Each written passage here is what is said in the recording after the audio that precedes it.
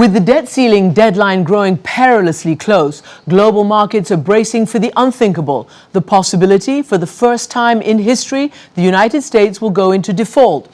Keeping close watch on the situation is Christine Lagarde, the newly installed head of the International Monetary Fund. The IMF is already helping to try to stabilize 3 European countries teetering on the brink of economic collapse: Portugal, Ireland, and of course Greece. But an American default would be in another league. Madame Lagarde wasted no time this week getting right to work.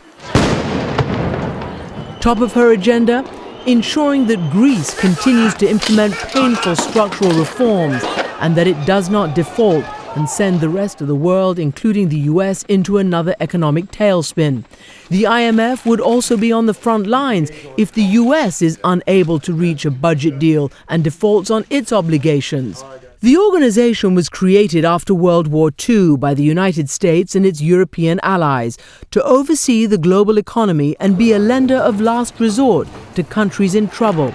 It's meant to ensure financial stability and promote global employment and growth. Of Mr. Strauss-Kahn's distinguished career. But it's still reeling from the drama surrounding Lagarde's predecessor, Dominique Strauss-Kahn, who resigned 6 weeks ago amid allegations that he had sexually assaulted a hotel maid. That case is now in question because of doubts about the accuser's credibility. Madame Lagarde, s'il vous plaît. A lawyer by training, Lagarde is not only the first woman to head the IMF, she was also the first chairwoman of a major American law firm in Chicago. Having attended high school in suburban Washington, D.C., later she was a member of the French national synchronized swimming team.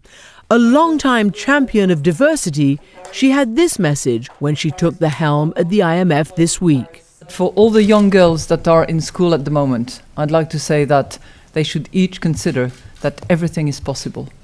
Thank you for joining us. Congratulations, the first woman head of the IMF. Let me first ask you about the current crisis in the United States regarding debt deals and raising the debt ceiling. Does the rest of the world believe that the US is going to, if you like, get its act together and actually raise the debt ceiling and conclude these budget negotiations by the deadline of August 2nd?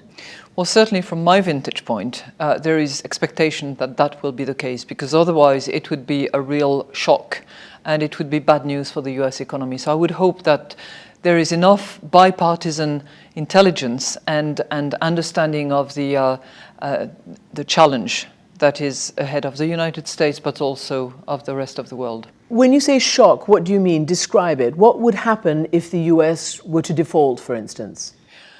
Well, I can't imagine for a second that the United States would default. But clearly, this issue of the debt ceiling has to be resolved, as otherwise there would be a hike in interest rates. There would be, a much heavier burden to be borne by all the US taxpayers at the end of the day. Economists have said that it could cause an immediate big collapse of the stock market.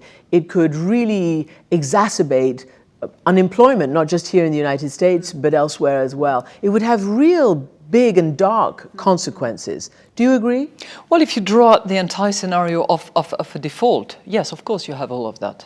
Interest hikes, stock markets taking a huge hit, and real nasty consequences, not just for the United States, but for the entire global economy, because the US is such a big player and matters so much for other countries. Does it threaten to jeopardize the US position as the world's most stable economy? I don't think it would jeopardize the US as being, the largest economy in the world. No, but the most stable. It would certainly jeopardize the stability, but not just the stability of the US economy. It would jeopardize the stability at large. And that's clearly against the purpose and the mission of the International Monetary Fund. So we are concerned, and we are very much hoping that a compromise will be found before the deadline. I'm glad to see that people are talking again, by the way.